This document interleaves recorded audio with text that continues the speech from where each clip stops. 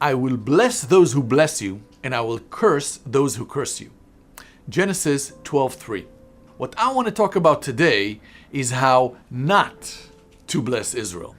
Now, my intention, as a disclaimer, is not to cause anyone a discomfort or unpleasant feeling, but I firmly believe it's important for you to know. I travel to many parts of the world, and in many places, I like to know what the believers in this place think about Israel. And if I were to believe what I see in TV channels around the world, Christian TV channels, then in every street corner in Israel, there's a hungry elderly person, and it is your responsibility to click the button or call that number and make a donation. Otherwise, God will curse you. So many believers around the world treat Genesis 12:3 as some sort of a magic formula without really understanding how God tells us to bless Israel in this day and age, that Israel as a nation rejects the Messiah, Jesus. Now, you may imagine, and that's factually true, that billions of dollars are being donated every year by evangelical Christians for various causes around Israel. Now, most of the donors are believers in the Messiah Jesus that love Israel and have fantastic intentions, but they do not truly know what their donation money is used for and what causes it funds. And so we have done some research for you.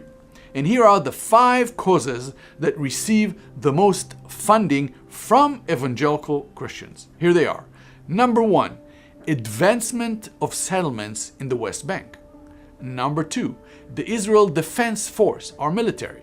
Number 3, a variety of secular goals like a secular college or a hospital wing. Number 4, humanitarian aid. Now I gotta tell you something about humanitarian aid. In Israel, according to Israeli law, it's illegal to share the gospel if you're giving something to someone. Number 5 is Jewish religious causes like synagogues or yeshiva schools where they teach that Yeshua is not the Messiah.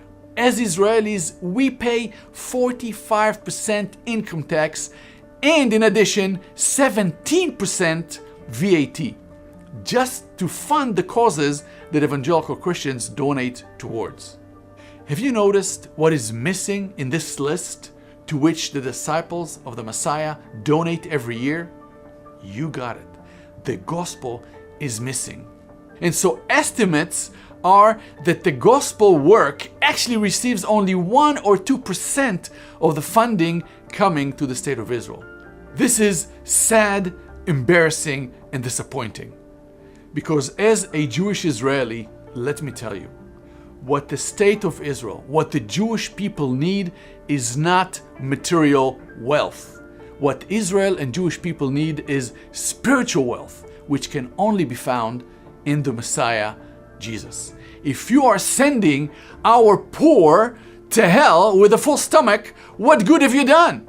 So today, when you enrich the state of Israel, when you give to the Israeli military, when you fund building of settlements, when you build synagogues, even when you give to Israeli needy, you need to know the nation of Israel, Israelis, do not relate this to the grace of God, not to the gospel, nor do they even know that it comes from Christians who love Israel and who do that in the name of Jesus. As far as our people are concerned, we are thriving because of our wisdom, our greatness, and our strength. And that further pushes out the message of the gospel from Israel. What we really need as Jewish Israelis is the good news of the Messiah, Yeshua.